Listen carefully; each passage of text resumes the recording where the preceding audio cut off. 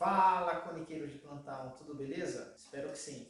Hoje vamos mostrar para vocês como se imprime joguinhos separado, como você vai imprimir o mesmo arquivo e deixar separado pronto para você grampear, manusear ou separar de forma diferente ali. Você vai imprimir, exemplo, do mesmo arquivo, 10 joguinhos e já deixa ele de uma forma separada e fácil para você manusear, para você grampear ou já manusear de uma outra forma. Vamos para a tela do computador.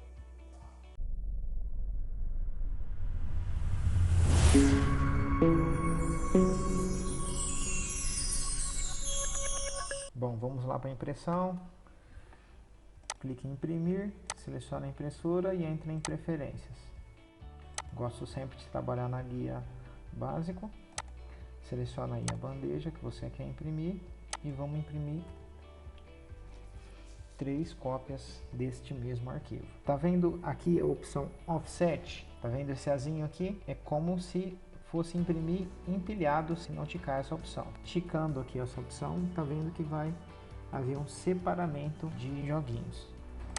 Esticamos, empilhou e aqui agora vai ter o separamento. Então essa opção Offset aqui significa separar, deslocar. Bom, para imprimir então os joguinhos é só ticar essa opção Offset. Isso aqui, essa opção vai ter até para as impressoras que não tem o Finisher.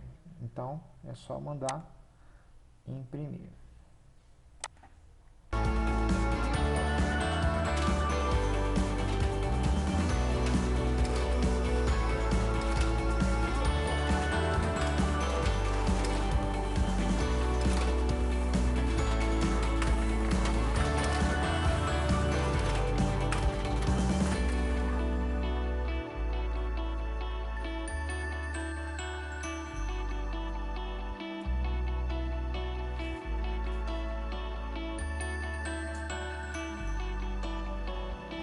A dica de hoje é essa, espero que vocês tenham gostado. Se inscreva para acompanhar nossos vídeos. Beleza, galera?